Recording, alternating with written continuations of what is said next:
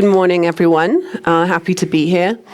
You guys may have seen our logo up here most of the week, and I thought I'd just introduce our company a little bit more in case you don't know who we are.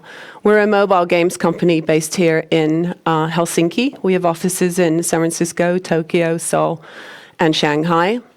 You might not know our company name, but perhaps many of you know our games: Clash of Clans, Clash Royale, Brawl Stars, Boom Beach, and Heyday.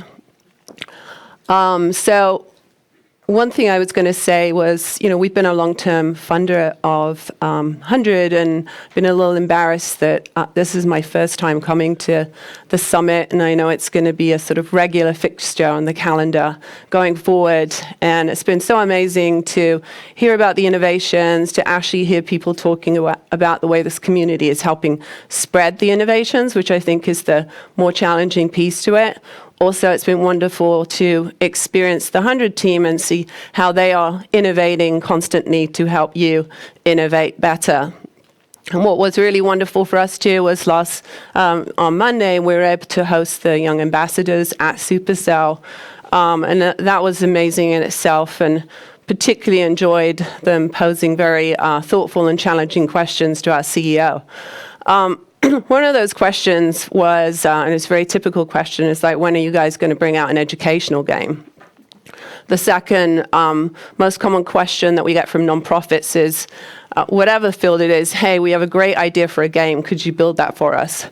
And we're never going to do either of those things, just to set the stage here. But what we can do, and what we believe strongly in, is we do believe strongly in change. We do believe strongly in education as a way to do that. And we think we have other things that are as important, like financial resources and also sort of human resources.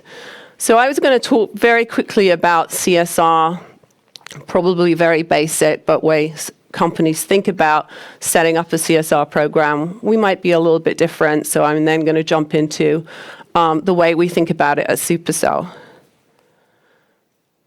So, what are the audiences when companies are thinking about setting up the CSR program? It's kind of obvious. One of them is their consumers, so their current customers or their future customers, and others are, their employees.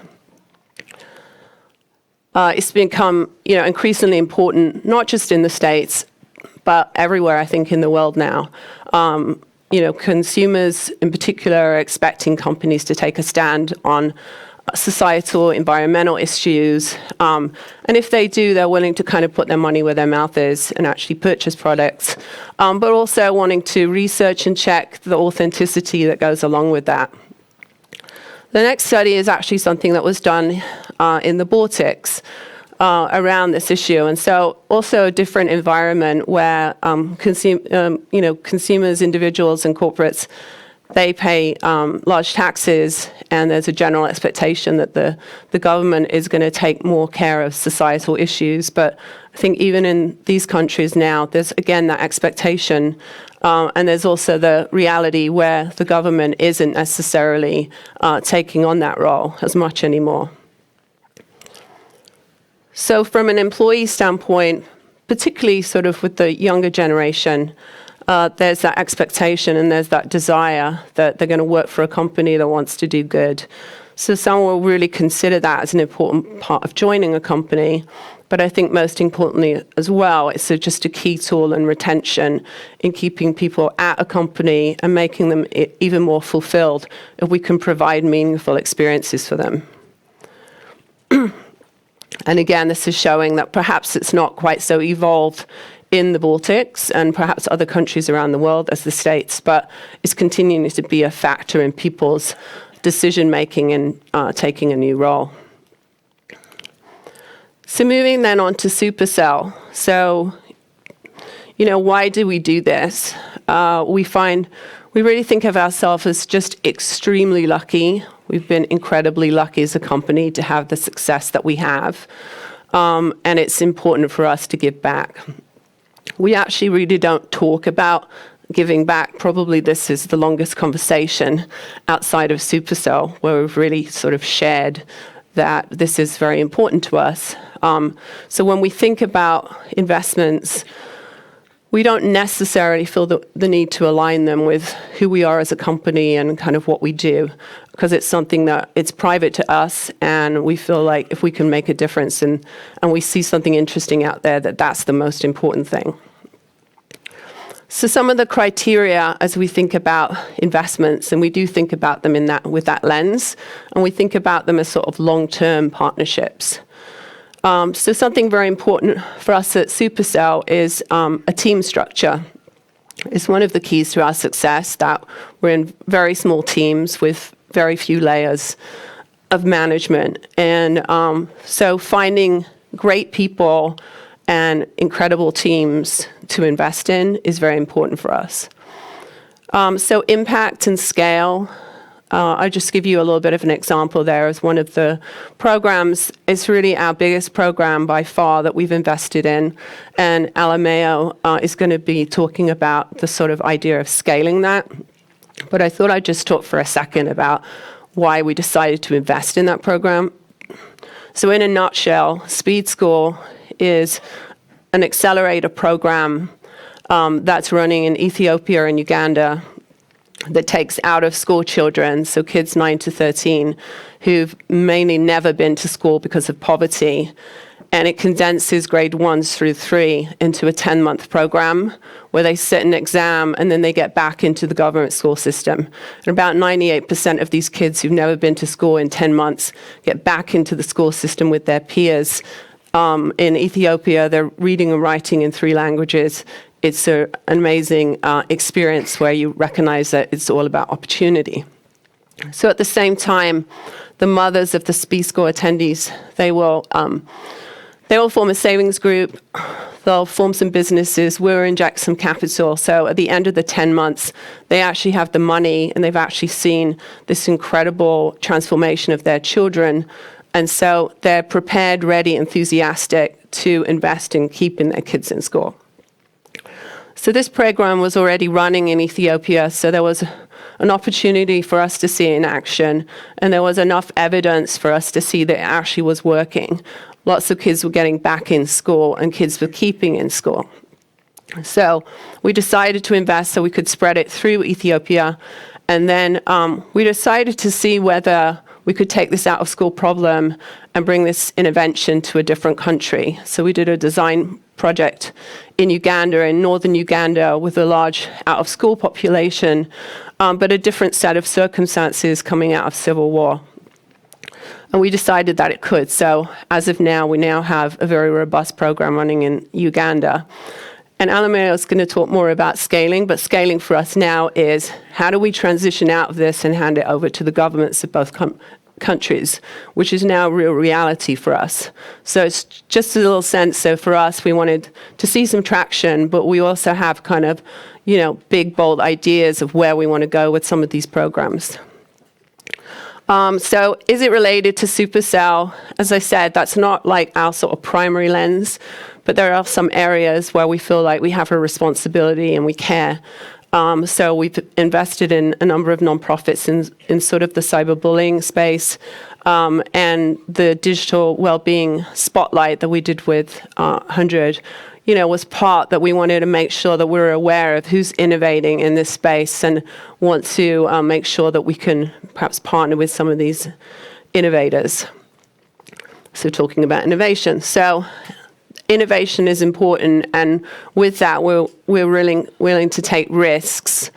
An example there is we just opened a coding school in Helsinki called Hive.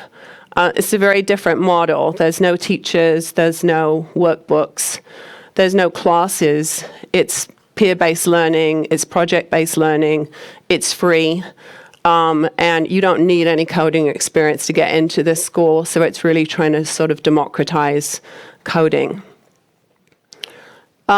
We also, as a small company, when I first joined Supercell, we were about 200 people. We're now 300 people, but small enough that we can have conversations about, as a company, what do we care about? And so it was important that we could have that dialogue and get employee feedback, and education was the number one the number one thing that our employees wanted to see us as a company invest in, which is why you see a number of sort of investments in education in our portfolio. And then we also do work with all of our local offices around what are local needs, what are sort of the most pressing problems there. We don't force them to think about education, but if it is, that's great too. But as an example, in San Francisco, we're focused around housing and homelessness and poverty, of which education is a way out, is one way out of that. And actually here in Helsinki, we focus on the clean Baltic Sea.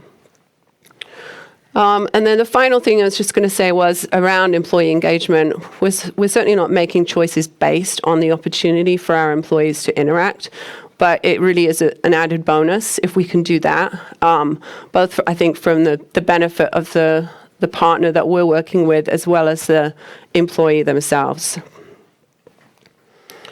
So finally, I was just going to talk for a little bit of a second around beyond funding, what can we bring to the table? And actually, I would perhaps even reframe it to be before funding, what can we bring to the table? Because I think sometimes it's really just trying to get a step in the door. And that's what I would encourage people to do. It doesn't have to be a funding conversation. That doesn't need to be the first one. And it might lead to funding. So, as I talked a lot about employees, we have a lot of talent to offer, whether that's people's times or whether that's their skills. We have a number of people in Helsinki, from our finance team to our legal team, working with different nonprofits.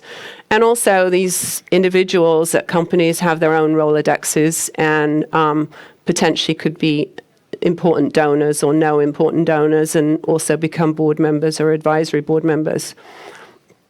One way that we do it at Supercell in Helsinki a lot is that we bring in a lot of nonprofits just to talk about cause areas and cause issues, which again is beneficial for the employees because they want to be up to speed and what's the latest going on around climate change and things like that.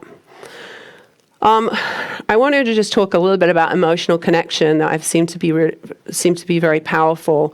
So the Speed School program that I talked about, twice a year, I take 10 employees to Ethiopia or Uganda to actually see the program in action, and not just to observe, but to participate in it and speak with the mothers and understand their challenges and speak with the other actors like district officials and government school teachers and all of that.